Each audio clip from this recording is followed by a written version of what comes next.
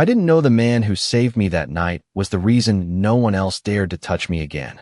The rain had been falling for hours, the kind that turns city lights into blurred streaks of gold and red, the kind that makes everything feel a little more desperate than it already is.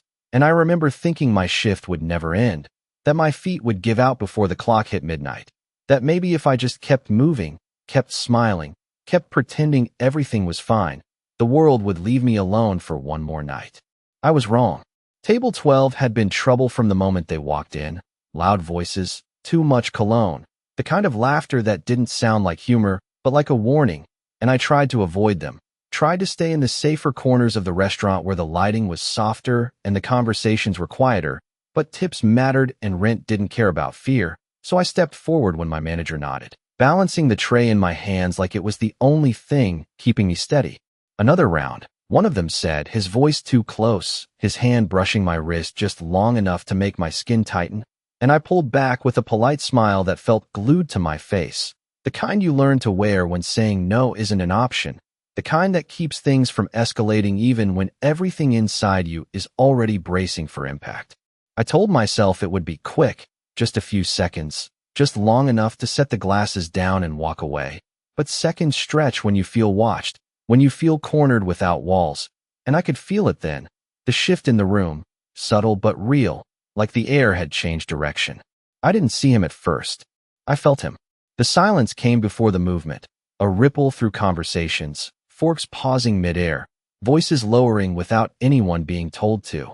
And when I turned, tray still in my hands, I saw him standing near the edge of the room like he had always been there, like everything had been waiting for him to notice. He wasn't loud. He wasn't trying to be seen, but he was impossible to ignore. Dark suit, perfectly fitted, like it belonged to a different world then. The one I was working in, shoulders squared without tension, eyes steady and unreadable. And when those eyes landed on me, I forgot what I was about to say. Not because he was handsome, though he was, in that controlled, almost untouchable way, but because there was something else behind it, something that made every instinct in my body go still instead of running.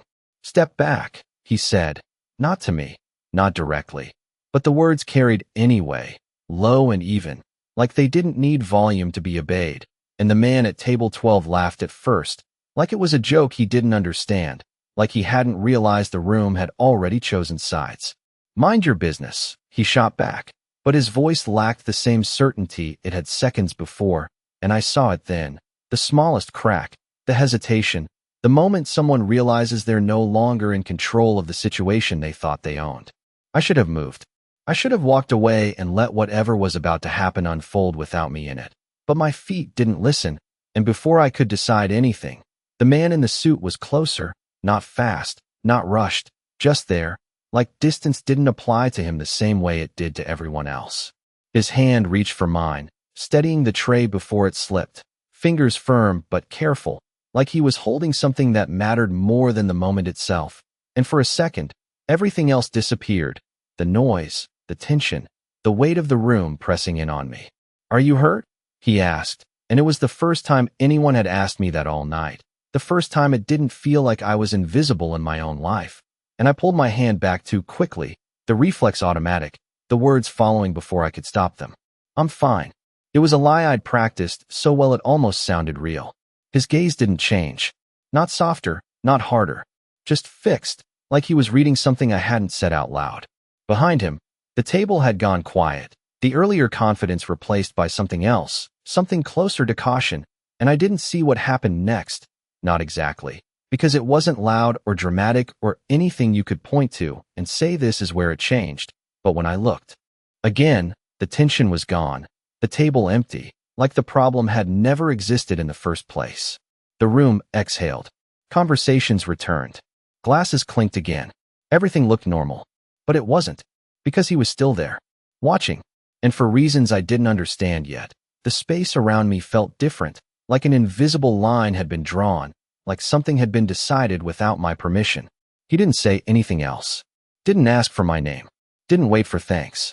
He just turned, slow and deliberate, like the night had already given him what he came for, and walked toward the door, the room shifting again as people moved out of his way without being asked. I stood there longer than I should have, tray still in my hands, heart beating a little too fast for something I couldn't explain, and I told myself it was over, that whatever that moment was, it didn't matter, that tomorrow would be the same as every other day. I didn't know then that it wasn't over, that it was just beginning. The next morning felt too quiet, like the city had decided to hold its breath, and I was the only one who noticed. And I kept replaying the night in my head while I walked the 6 blocks to the diner, where I picked up extra hours, trying to convince myself it had not meant anything, that men like him did not exist in my world long enough to matter, that whatever had happened was just a strange moment that would fade like everything else. But the memory would not let go, the way his voice had cut through the noise without rising, the way the room had shifted around him like gravity had changed direction, the way he had looked at me like I was not invisible, and I hated that it stayed with me, that it followed me into daylight like a shadow I could not shake. The morning crowd was easier, predictable, coffee orders and polite smiles, the kind of routine that usually grounded me. But even that felt different, like I was waiting for something I could not name, and I told myself it was just lack of sleep, just my mind holding on to something unusual, because everything else in my life was so painfully ordinary. But then I saw it. The envelope sat on the counter near the register, out of place against the worn wood and chipped corners, thick paper, expensive, the kind you only see in places that charge more for a single meal than I made in a day, and my name was written across the front in clean, deliberate handwriting. Emily. No last name. No explanation. Just my name like whoever left it already knew everything else. I stared at it longer than I should have, my fingers hovering just above it like touching it would make something real that I was not ready to face. And when I finally picked it up, it felt heavier than paper should, like it carried weight that had nothing to do with ounces or ink. Inside, there was no letter, no explanation, just a stack of bills, more than I had ever held at once, more than my rent for 3 months, and a single card tucked beneath it, black, simple, a number written in the same precise handwriting. No name, no company. Just a number. My chest tightened, not with relief, not with gratitude, but with something sharper, something closer to warning, because nothing like this came without a reason, and I had learned that lesson too many times to pretend otherwise. Where did you get that? My coworker asked, leaning over the counter, her voice low like we were already sharing a secret, and I closed the envelope before she could see more, shaking my head like it did not matter, like I could just tuck it away and keep my life exactly as it was. But I knew better, and so did she, because she did not push, just gave me a look that said be careful, without saying the words out loud. I told myself I would throw it away. I told myself I would not call the number. I told myself I did not need help from someone like him, that whatever protection he thought he was offering came with strings I was not willing to carry, but I did not throw it away, and I did not forget the number, and that was the first mistake I made. The second came later that night. My shift ended just after 10, the sky already dark, the streetlights casting long reflections across the wet pavement from another passing storm, and I wrapped my jacket tighter around me as I stepped outside, the familiar chill settling into my bones, the kind that comes from more than just cold air, the kind that comes from walking alone when you know no one is waiting for you at the other end. I kept my head down, my pace steady, counting steps like I always did, 1 block, then 2. Then 3, routine keeping me focused, keeping me from thinking too much, but halfway down the 4th block, I felt it again, that same shift in the air from the night before, that quiet awareness that something was not right even if nothing looked out of place. I told myself not to turn around. I told myself I was imagining it. I told myself I was letting one strange encounter rewrite how I saw the world, but my instincts had kept me safe this long, and ignoring them felt like stepping into traffic with my eyes closed. So I slowed, just slightly, enough to listen, enough to feel the rhythm of footsteps that were not mine, steady, measured, not rushing, not hiding, just there, like they had every right to be, and my heart picked up in a way I could not control, my fingers tightening around the strap of my bag as I calculated distance, streetlights, open stores, anything that might give me options if I needed them. Then the footsteps stopped. Just like that. No warning. No explanation.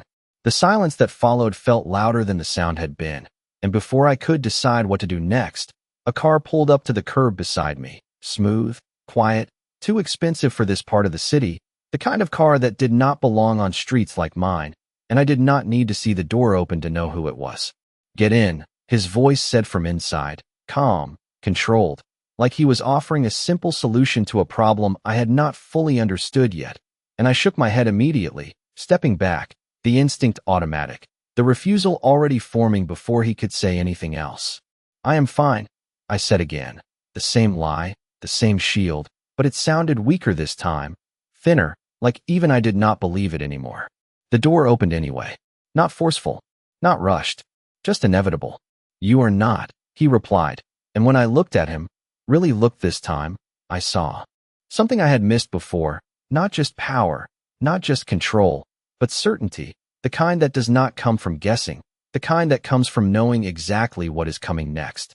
You were followed for 2 blocks, he added quietly, like he was stating a fact I should have already understood, and my stomach dropped as the pieces clicked into place, the footsteps, the silence, the way the night had felt just a little too still.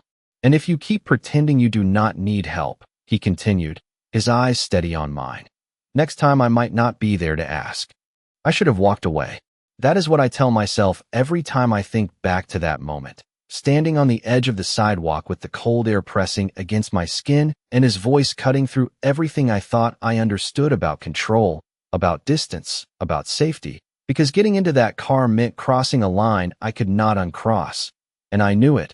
I felt it in the way my heartbeat refused to slow, in the way my instincts pulled in 2 different directions at once, one telling me to run, the other telling me I had already been seen too clearly to pretend I could disappear. I did not ask for this, I said, the words sharper than I expected, like pushing back might restore something I had already started to lose, but he did not react the way other people did when challenged. There was no irritation, no shift in posture, just that same stillness that made everything around him feel quieter than it should. No, he agreed, and for a second that caught me off guard, because agreement was not what I expected, but that does not change what is happening. His certainty unsettled me more than if he had argued, more than if he had tried to convince me, because it left no space for negotiation, only acknowledgement, and I realized then that whatever world he operated in did not wait for permission. I glanced down the street, half expecting to see someone, anyone, who might ground me back in something normal, but the sidewalk stretched empty under the streetlights, the distant hum of traffic too far away to matter, and the silence behind me felt heavier than it had a minute ago, like something unseen had shifted again. Something I could not ignore this time. 5 minutes, he said, his voice lower now, not softer, just closer, like he understood exactly how much time I needed to decide. If you still want to walk away after that, I will not stop you. I searched his face for doubt, for anything that suggested this was just another kind of pressure, another way of cornering me without making it obvious. But I did not find it, and that unsettled me more than anything else, because it meant the choice was real, and real choices are harder to refuse than forced ones. My fingers tightened around my bag, the strap pressing into my palm as I weighed something I could not fully define, and then, before I could overthink it, before I could talk myself back into the illusion of control I had been clinging to, I stepped forward and got into the car. The door closed with a quiet finality that echoed louder in my chest than it should have, and for a second, I just sat there, aware of everything at once, the soft leather beneath my hands, the faint scent of something expensive and unfamiliar, the way the world outside suddenly felt distant, like I had stepped into a different version of the same city. He did not speak right away. Neither did I. The car moved smoothly, pulling away from the curb without hesitation, and I watched the streetlights blur past the window, counting them like I always did when I needed to steady myself. 1, 2, 3, but it did not help this time, because the silence inside the car was not empty. It was deliberate, like he was giving me space to process something I had not fully accepted yet. You said I was followed, I finally said, breaking the quiet because I could not sit in it any longer, and he nodded once, his attention still forward, like the answer was already settled. 2 men, he replied, not random. The words settled heavily, not dramatic, not exaggerated, just precise, and that made them harder to dismiss. How do you know that? I asked, and this time he turned slightly, just enough for me to catch the edge of his expression, calm, measured, like the question itself was expected.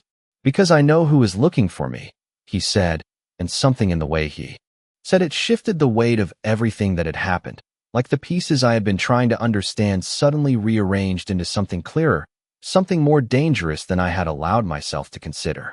And now, he added, his voice steady, they have seen you. My breath caught, not from fear exactly, but from the realization that this was no longer just about a strange encounter in a restaurant, no longer something I could file away as an unusual night and move on from. Because whatever had started back there had followed me out into the street, into my life, into something I had not chosen but could not ignore. I did not do anything, I said, the words coming out quieter now, less certain, and for the first time, something in his expression softened, not visibly, not in a way most people would notice, but enough that I felt it more than saw it. You were there, he replied, and that was it. No accusation, no explanation, just a statement that carried more weight than anything else he could have said, because being there had been enough. Being seen had been enough, and I realized then that this was the part no one tells you. The moment when your life shifts not because of something you chose, but because of something you witnessed without understanding its cost.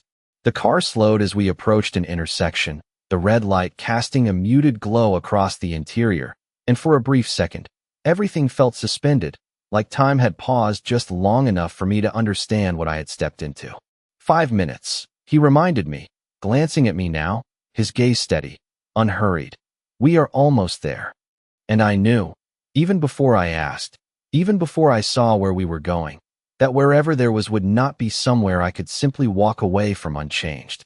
The car did not stop where I expected it to, not near my apartment, not near anything familiar, but somewhere quieter, somewhere the city seemed to fade into something more controlled, more intentional, and when it finally slowed to a stop in front of a building that looked more like a private residence than anything public, I felt that same tight pull in my chest, the kind that comes when you realize you are far outside the lines of your normal life. I looked out the window, taking in the details without meaning to, the clean sidewalk, the subtle lighting, the absence of noise that usually filled every corner of the city, and it struck me how different this place felt from where I had just been, like stepping from one world into another without any warning. The engine turned off, but neither of us moved right away, and the silence that followed was not uncomfortable, just heavy, like it was waiting for me to decide something I had not fully put into words yet. 5 minutes, he said again, reminding me without pressure, without urgency, like time itself bent slightly around him, and I nodded before I could stop myself, the agreement coming easier than I expected, which only made me more aware of how quickly things were shifting. When I stepped out of the car, the air felt different, cooler, cleaner, and I wrapped my arms around myself out of habit, not from the temperature, but from the awareness of where I was, of who I was standing next to, of how far this had already gone. He walked beside me, not ahead, not behind, just there, close enough that I could feel his presence without him needing to touch me, and that balance unsettled me more than if he had tried to lead, because it made it feel like I was choosing each step instead of being pulled into it. Inside, the space was quiet, polished, every detail intentional, from the soft lighting to the way everything seemed placed with purpose, and I became suddenly aware of how out of place I must look, my worn jacket, my tired eyes, the kind of details that never mattered until you stood somewhere that made them impossible to ignore. You can sit, he said, gesturing toward a chair near a large window, his voice the same steady tone that had not changed since the moment I met him, and I hesitated for a second before doing as he said, not because I felt ordered to, but because refusing felt unnecessary, like pushing against something that was not trying to force me. He did not sit right away. Instead, he moved across the room, pouring water into a glass and setting it down in front of me without a word, a small gesture that felt strangely grounding, like a reminder that not everything about this moment had to be overwhelming. You said 5 minutes. I reminded him, my voice quieter now, more controlled, as if matching his tone would help me understand him better, and he nodded once, acknowledging it without argument. Then I will not waste them, he replied, and for the first time, there was a shift, not in his posture, not in his voice, but in the focus behind his eyes, like whatever came next mattered more than everything before it. The men who followed you are not interested in you, he said, and I felt a small, immediate relief that I did not trust, because it came too quickly, too easily. They are interested in me. The relief faded just as fast, replaced by something more complicated, something that made the situation feel both simpler and more dangerous at the same time. Then why was I followed?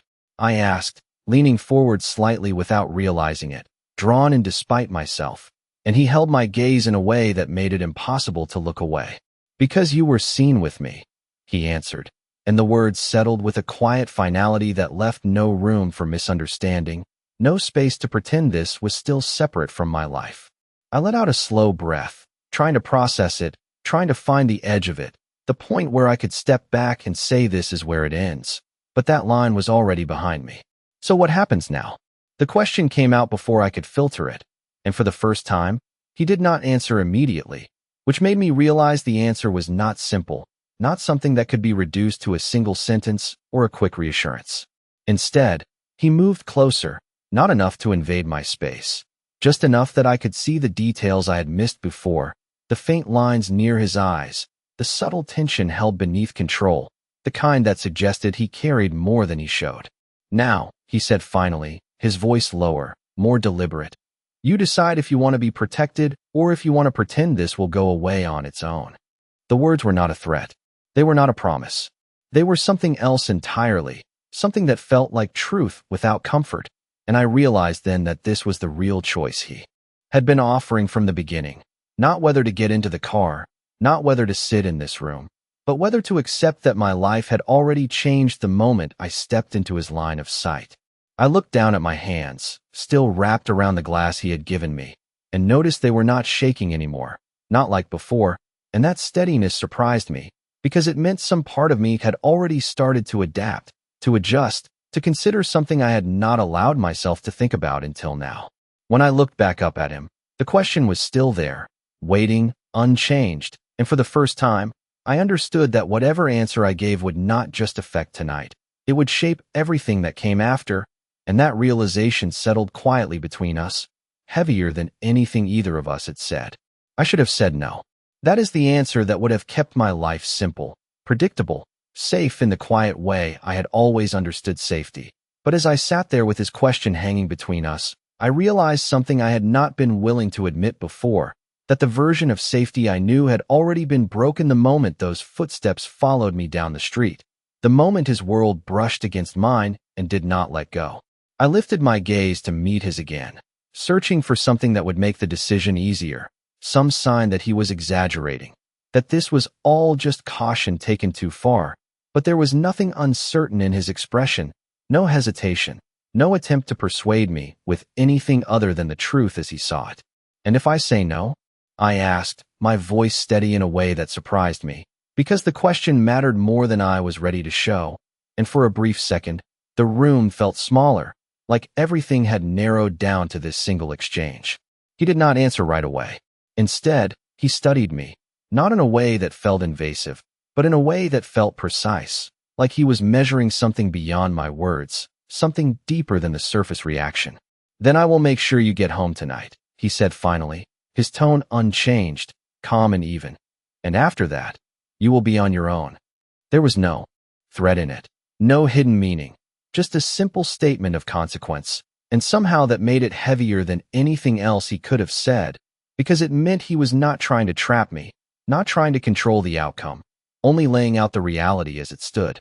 I nodded slowly, absorbing that, letting it settle, and for a moment, I imagined what that would look like, walking back into my apartment, closing the door, telling myself it was over, that whatever had happened could be ignored if I just refused to engage with it. But the image did not feel convincing, not anymore, not after everything he had already shown me. And if I say yes? The question came softer this time, less defensive, more honest, and something shifted in his eyes, not a smile, not relief, but recognition, like I had reached the point he had been waiting for without needing to push me there. Then you do not walk alone again, he replied, and the simplicity of it caught me off guard, because I had expected something more complicated, more demanding, something that would reveal the cost of what he was offering. But he did not elaborate, did not dress it up with promises or conditions, just left it there for me to understand on my own. I looked down at the glass in my hands, the water untouched, my reflection faintly visible on the surface, and I barely recognized the girl staring back, not because she looked different, but because something inside her had shifted, something that could not be undone by pretending this was still the same life she had yesterday. I had always believed that independence meant handling everything alone, that accepting help came with strings that would eventually tighten. But sitting there, faced with a reality I could not control, I began to understand that sometimes the choice was not between dependence and independence, but between awareness and denial. "I do not belong in your world," I said quietly, the truth of it grounding me even as everything else felt uncertain. And for the first time, his expression changed in a way I could clearly see, not dramatically, not enough for anyone else to notice, but enough for me to feel the weight behind his response before he even spoke. "You are already in it," he said, and there was no arrogance in the statement, no claim of ownership, just an acknowledgement of something that had already happened, something neither of us could reverse. The room fell quiet again, but this time it felt different, less like waiting and more like understanding, like the space between us had settled into something clearer, something defined. I exhaled slowly, the tension I had been holding in my chest easing just enough for me to think without reacting. And when I looked back up at him, the answer was already there, not fully formed, not completely certain, but present in a way that made it impossible to ignore. "I do not want to be protected because I am afraid," I said, choosing my words carefully, because they mattered more now than they had before. "I want to understand what I am stepping into." For a brief second, something in his gaze sharpened, not in warning, but in approval, like I had shifted the terms of the conversation in a way he respected. "Then you will," he replied, and there was something final in the way he said it, something that told me this was no longer just about getting through the night, but about what came after. He stepped back slightly, giving me space without breaking the connection entirely, and for the first time since I had entered the room, I felt like I was not being pulled into something unknown, but stepping toward it on my own terms, even if I did not fully understand what those terms would become. "So this is your answer?" he asked, not pressing, just confirming, and I nodded, the movement small but certain, because even if I could not see the full path ahead, I knew standing still was no longer an option. "Yes," I said, the word quieter than I expected, but stronger than anything I had said that night. And as soon as it left my lips, I felt it, the shift, not around me this time, but inside me, like a door had opened that I could not close again. And somewhere in that realization, I understood something else, something I had not considered until that moment, that the man standing in front of me had not just changed the direction of my life. He had given me a choice I did not know I needed, and whether that choice would save me or unravel. Everything I had built was something I would only discover by stepping forward. The word yes did not echo the way I expected it to. It did not sound loud or final or dramatic. It simply settled between us like something that had been waiting to exist long before I said it. And for a moment, nothing changed, not the room, not the air, not even the way he stood in front of me, but I felt it anyway, that quiet shift that happens when a decision moves from thought into reality. He nodded once, not in approval, not in satisfaction, just acknowledgement, like this was exactly where the moment had always been leading. "Then we start with something simple," he said, and the calm in his voice grounded me more than anything else he had said so far, because it suggested structure, intention, something that could be understood step by step instead of all at once. "You do not go back alone tonight." I opened my mouth to respond, to argue that I had been fine before, that I could handle myself the way I always had, but the words stopped before they formed, because we both knew that was no longer true, not after everything he had already explained. Instead, I nodded, the motion small but deliberate, and he turned slightly, reaching for his phone, speaking in a low voice I could not fully hear, just enough to understand that whatever he said in motion moved quickly, efficiently, without hesitation. It was not chaotic. It was not loud. It was controlled, and that control was what made it feel so different from anything I had experienced before. "You live 6 blocks from the restaurant," he said after ending the call, his eyes returning to me, and the fact that he knew that without asking made something tighten in my chest, not fear exactly, but awareness, the realization that he had already been paying attention in ways I had not noticed. Third floor, apartment facing the street, he added, and this time I could not hide my reaction, the slight shift in my posture, the instinctive need to reclaim something private that had already been seen. That is not information I gave you, I said, my voice quieter now, not accusing, just stating the obvious, and for a second, the corner of his expression changed, not quite a smile, but something close to understanding. No, he replied, but it is information I needed.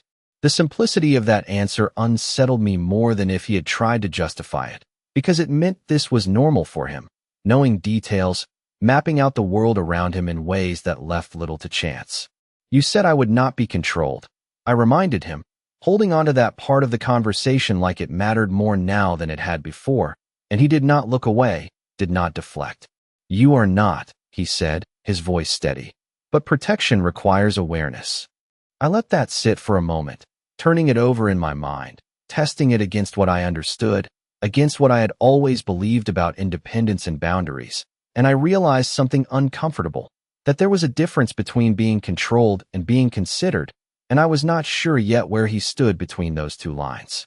You will have someone near you, he continued, not asking, just informing, not inside your space, not interfering, just present. I frowned slightly, the idea of being watched sitting somewhere between reassurance and discomfort, and he seemed to catch that immediately. You will not see them unless you need to, he added, and something about the way he said it made me believe him, even if I did not fully understand how that would work. And if I decide I do not want that? I asked, pushing once more, not because I expected a different answer, but because I needed to know where the limits were, where my choices still mattered. He paused for a fraction of a second, just enough to acknowledge the question as real. Then you tell me, he said, and we adjust. There was no argument, no resistance, and that response disarmed me more than anything else, because it meant he was not trying to force me into something fixed, but rather into something that could shift with me, and that flexibility was not what I expected from someone like him. The room felt quieter again, but not heavy this time, just steady, like the ground beneath me had leveled out enough for me to stand without bracing for impact. Tonight, he said after a moment, bringing the focus back, you go home, you rest, and tomorrow we begin to make sure what happened does not happen again. The way he said tomorrow made it sound like something structured, something planned, not just a vague continuation of uncertainty, and I realized then that this was how he operated, not reacting, but preparing, not waiting, but anticipating. And you? I asked before I could stop myself, the question slipping out without the usual filter I relied on, and for the first time, there was a brief pause in him, not hesitation, but consideration, like he was deciding how much to say. I will be where I need to be, he answered, and it was not an evasion, not exactly, but it was not a full answer either, and I understood that some parts of his world were not things he would explain easily, not yet. I nodded slowly, accepting that for now, and stood, the movement feeling different than it had earlier, less uncertain, more grounded, like I was no longer reacting to everything around me, but moving with it in some small way. He stepped aside as I moved toward the door, not blocking, not guiding, just allowing the space to exist, and that simple act made something in me settle, because it reminded me that despite everything, despite how far this had gone in such a short time, I still had the ability to choose my steps. When we reached the car again, the city felt different than it had before, not quieter, not safer, but clearer, like I could see the edges of things I had not noticed before, and as I slid into the seat, I realized that the fear I had felt earlier had changed, not disappeared, but shifted into something else, something closer to awareness, something sharper, more focused. He did not speak as the car pulled away, and neither did I, because there was nothing left to decide for tonight. Only the understanding that whatever came next would not be something I could walk away from unchanged, and somewhere in that silence, I realized something else, something I had not fully grasped until that moment. That saying yes had not just brought him into my life, it had placed me directly into his, and there was no part of that world that would ever be ordinary again. Sleep did not come easily that night, not because I was afraid in the way I had expected, but because my mind refused to slow down, replaying every word, every look, every moment that had led me here, and when I finally drifted off sometime close to 3 in the morning, it felt less like rest and more like a brief pause before something I could not yet see clearly. When I woke up, the light coming through my window was sharper than usual, cutting across the small room in a way that made everything look more defined, more real, and for a second, I wondered if I had imagined everything. If the night before had been some kind of vivid dream shaped by exhaustion and stress. But then I saw it. The envelope, still on my table, still unopened since I had put it down again after coming home. And just like that, everything came back. I sat up slowly, my eyes moving across the room, noticing details I had never paid attention to before, the angle of the door, the distance to the window, the faint sound of footsteps outside in the hallway, and it hit me how much more aware I felt, like something in me had shifted overnight, like I was no longer moving through my life on autopilot, but actually seeing it for what it was. I got dressed quickly, the routine grounding me in small ways, jeans, sweater, the same worn sneakers I had always relied on, but even those felt different now, like they belonged to a version of me that was already fading. When I stepped outside, the city greeted me the same way it always did, loud, busy, indifferent, but I did not feel invisible in it anymore. And that realization stayed with me as I walked the familiar 6 blocks toward the restaurant. Halfway there, I slowed. Not because I saw anything obvious, but because I felt it again, that subtle awareness of presence, not close enough to alarm me, not intrusive, just there, steady and consistent, and I did not turn around this time. I did not need to. I understood. He had kept his word. Someone was near. Not visible. Not interfering. Just present. And strangely, that did not scare me the way I thought it would. It grounded me. When I reached the restaurant, everything looked the same chipped counter, the same flickering light near the back, the same smell of coffee that had soaked into the walls over time. And for a moment, I wondered how something so familiar could feel so distant. "You look different," my coworker said as soon as I stepped behind the counter, her eyes narrowing slightly like she was trying to figure out what had changed, and I hesitated, unsure how to answer that. Because how do you explain a shift that is not visible, something internal, something that does not show in the mirror but changes the way you see everything around you? "Just tired," I said finally, falling back on the simplest explanation, and she did not look convinced, but she let it go, turning back to her tasks with a small shake of her head. The morning moved quickly, orders coming in, plates moving out, the rhythm of the place pulling me in the way it always had. But there was a distance now, a layer between me and the routine, like I was observing it instead of being fully inside it. And then, just after noon, it happened. Not something loud, not something dramatic, just a shift. The door opened, and the room changed. Conversations softened, not completely, but enough that I noticed, enough that it felt familiar in a way that made my pulse pick up before I even looked. I did not need to. I knew. Still, I turned, and there he was, standing just inside the entrance, dressed the same way he had been the night before, controlled, composed, like the world adjusted itself slightly to make space for him without him needing to ask. For a second, neither of us moved. The distance between us felt shorter than it was, like everything in the room had narrowed down to that single point of focus. And then he stepped forward, each movement deliberate, unhurried, until he stood in front of me at the counter. "You slept," he said, not as a question, just an observation, and I nodded before I could stop myself, caught off guard by how easily he read something so simple. "A little," I replied, my voice steady despite the way my heart had started to pick up again, and his gaze held mine for a moment longer than necessary, like he was confirming something beyond my words. "Good," he said quietly, and then, just as easily, he shifted the moment, stepping slightly to the side so he was no longer directly in front of me, no longer the center of attention in a way that would draw unnecessary eyes. "Walk with me when your shift ends," he added, his tone low enough that only I could hear, and it was not a request, not exactly, but it was not a command either, just a statement that assumed continuation. I hesitated, the instinct to question rising again, to push back, to reclaim some sense of control over how quickly this was moving.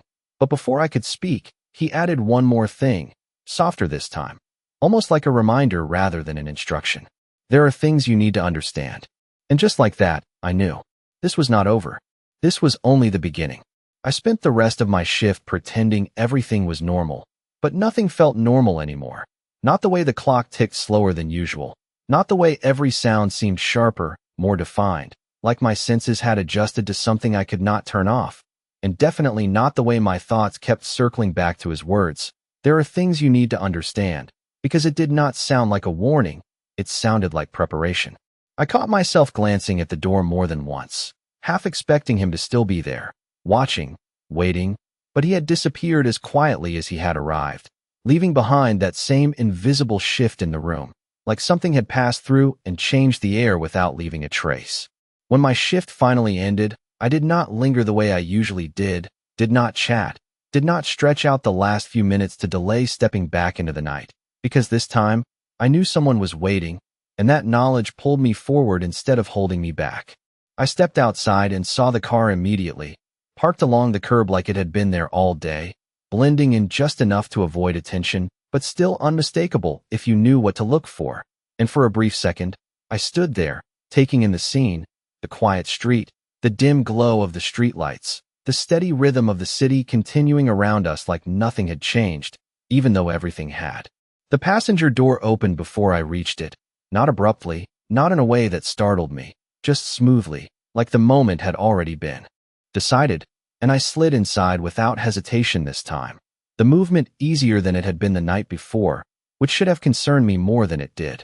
He was already there, sitting in the same composed stillness, his presence filling the space without effort, and when the door closed behind me, the outside world faded again, replaced by that controlled quiet that seemed to follow him wherever he went. "You came," he said, not surprised, just acknowledging, and I let out a small breath I had not realized I was holding. "You said there were things I needed to understand," I replied, meeting his gaze directly this time. No hesitation, no deflection, and something in his expression shifted, not visibly, but enough that I felt it, like he recognized the change in me as clearly as I recognized it in myself. The car moved before he spoke again, pulling away from the curb with that same smooth precision, and I noticed how natural it felt now, being here, sitting beside him, like the unfamiliar had already started to become routine. "Understanding begins with perspective," he said finally, his voice low, steady, the same tone that never seemed to rise or fall, but still carried weight, and I turned slightly toward him, focusing on every word because I had learned quickly that nothing he said was accidental. "The world you know," he continued, "is built on what you can see, what you can control, what you believe is predictable." I nodded faintly, following his logic, even if I did not yet see where it was leading. "My world," he added, after a brief pause, "is built on what others do not see, what they underestimate, what they ignore until it is too late." The words settled between us, not dramatic, not exaggerated, just clear, and I felt the difference immediately, not just in the way he described it, but in the way I had already experienced it without realizing it. "So where do I fit into that?" I asked, the question coming naturally now, not defensive, not afraid, just seeking clarity, and he turned his head slightly, his eyes meeting mine with that same steady focus that never wavered. "Right now," he said, "you are the point where those two worlds intersect." I let that sink in, the weight of it heavier than I expected, because it meant I was not just observing something different, I was part of it, whether I had intended to be or not. And the people who followed me, I pressed, needing to understand that piece more than anything else, because it was the part that made this real, the part that made this more than just a conversation. "They are watching for weakness," he replied, his tone unchanged, "for anything that can be used to disrupt what I have built." I felt a chill at that, not from fear exactly, but from the clarity of it, the way he reduced something complex into something simple, something understandable. "And they think I am that weakness?" I asked, and for the first time, there was a subtle shift in him, something closer to disagreement than confirmation. "They think you are access," he corrected, and that distinction mattered more than I expected, because it meant I was not the target, but I was not safe either. I looked out the window for a moment, watching the city pass by, the lights, the movement, the life that continued without noticing the shift happening inside me. And I realized something then, something I had not fully accepted until now, that this was no longer about whether I belonged in his world or not. It was about the fact that I was already standing at its edge, and stepping back was no longer as simple as turning around. So what do I need to understand?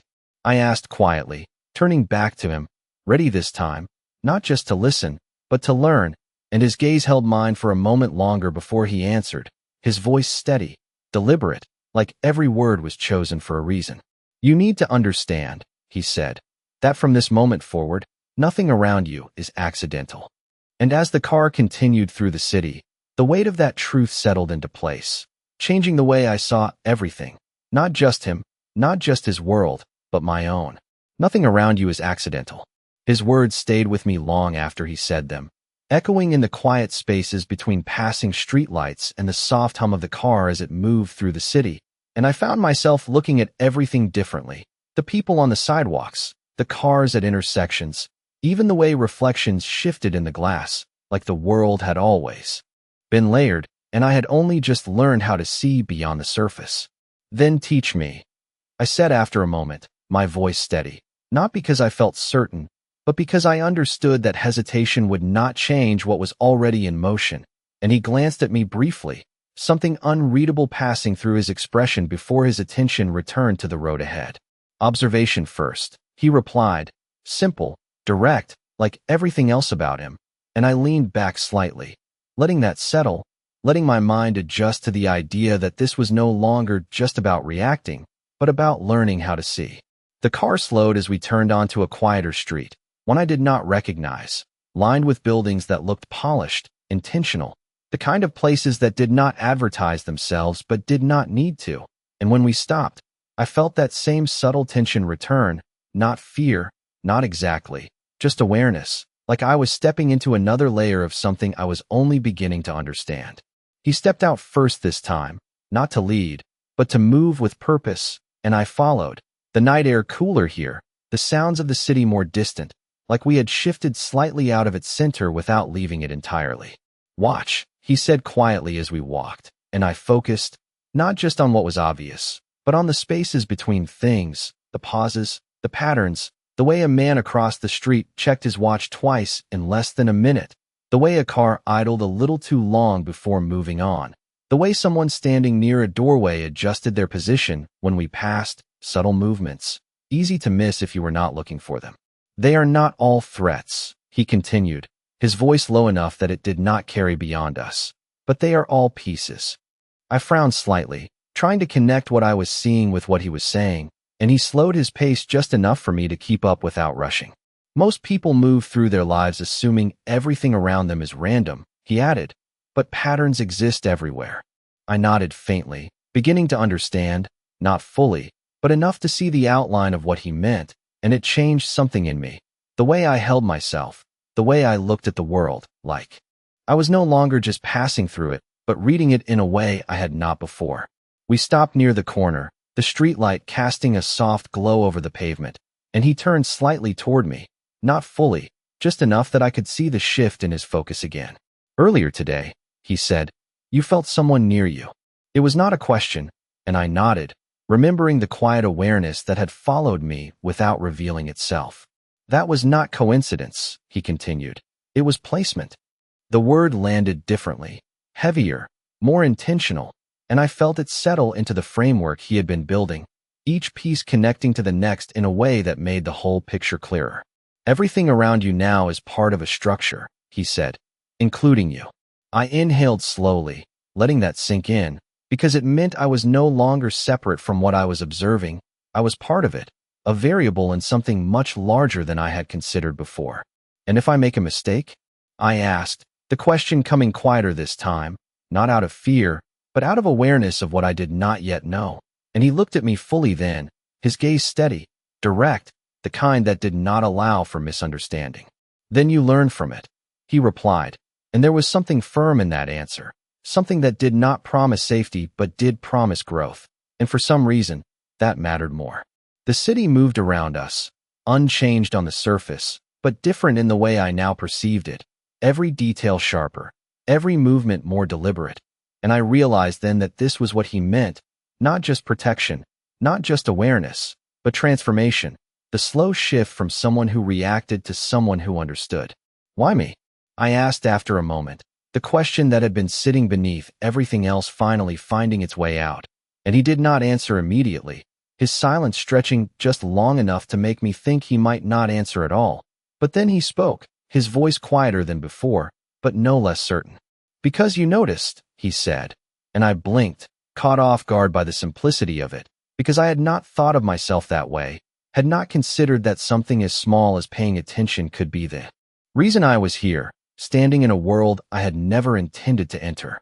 "Most people look," he continued, "but they do not see."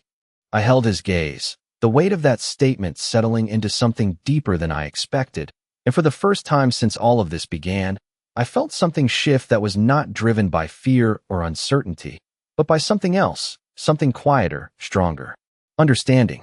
The night air moved gently around us, the city continuing its endless rhythm, but I no longer felt like I was just a part of it, unnoticed and unaffected. I felt like I was standing at the edge of something that had already begun to change me in ways I could not fully measure yet. And as I looked at him, really looked this time, I realized something that had not been clear before, something that settled into place with a quiet certainty that matched his own. He had not just saved me, he had changed the way I saw everything. And whether I was ready or not, I was not going back to who I was before.